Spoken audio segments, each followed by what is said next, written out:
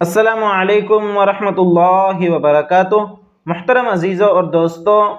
حدیث شریف میں آتا ہے کہ نبی اکرم صلی اللہ علیہ وسلم نے ارشاد فرمایا،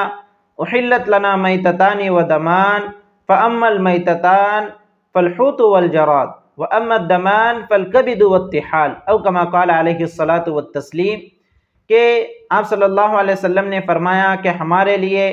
دو مردہ چیزیں حلال کر دی گئی ہیں اور دو خون حلال کر دیے گئے ہیں۔ ویسے تو مردہ چیز، مردہ جانور یہ حرام ہوتا ہے، اور اسی طرح خون بھی شریعت مطہرہ میں ناجائز ہیں، لیکن دو مردار ایسے ہیں جنہیں شریعت نے اجازت دی ہے جن کے کھانے کی، اسی طرح دو خون ایسے ہیں جن کے کھانے کی اجازت دی ہے۔ تو وہ دو مردار اور دو خون کون کون سے ہیں؟ تو حدیث شریف میں آتا ہے فالحوت والجراد، ایک مچھلی اور دوسرے ٹڈی، جسے انگلش میں لوکسٹ کہتے ہیں۔ تو یہ مچھلی اور ٹڈی یہ ایسے جانور ہیں کہ انہیں باقاعدہ ذبح نہیں کرنا پڑتا، دیگر جانوروں کو تو باقاعدہ ذبح کرنا پڑتا ہے بسم اللہ اللہ اکبر کہہ کر، ویسے وہ حلال نہیں ہوتے۔ اور مچھلی اور ٹڈی یہ ایسے جانور ہیں کہ انہیں ذبح کرنے کی ضرورت نہیں ہے، بلکہ ان کا شکار کر لیا جاوے تب بھی یہ جائز ہو جاتے ہیں، ان کا استعمال جائز ہو جاتا ہے، ان کے گوشت کو کھا سکتے ہیں۔ اسی طرح دو خون جنہیں جائز قرار دیا گیا، جن کا کھانا، وہ کون کون سے ہیں؟ فالکبد والطحال، یعنی جگر اور تلی۔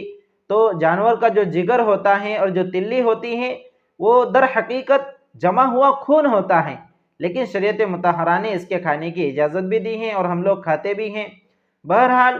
تو اس حدیث نبوی کے اندر جو پہلی بات وارد ہوئی ہے کہ دو مردے حلال قرار دیے گئے ہیں، مچھلی اور ٹڈی، تو ہمیں مچھلی کے تعلق سے سمجھنا ہے کہ مچھلی اپنی تمام قسموں کے ساتھ اس کا کھانا، اس کا استعمال کرنا جائز ہے، اسے باقاعدہ ذبح کرنا بھی ضروری نہیں ہے۔ البتہ وہ مچھلی جو طبعی موت مر کر پانی میں الٹی تیر رہی ہو، اس کا استعمال جائز نہیں ہے۔ یہ بات اچھے سے سمجھ لے، اس حدیث شریف کا ہرگز یہ مطلب نہیں ہے کہ طبعی موت مرنے والی مچھلی بھی حلال ہے، اس لیے کہ ایک دوسری حدیث میں جو حضرت جابر بن عبداللہ رضی اللہ عنہما سے روایت ہے کہ جس میں اللہ کے رسول صلی اللہ علیہ وسلم نے فرمایا وَمَا مَاتَ فِيهِ فَطَفَأَ فَلَا تَأْكُلُوا، کہ جو مچھلی اپنی طبعی موت پانی میں مر جاوے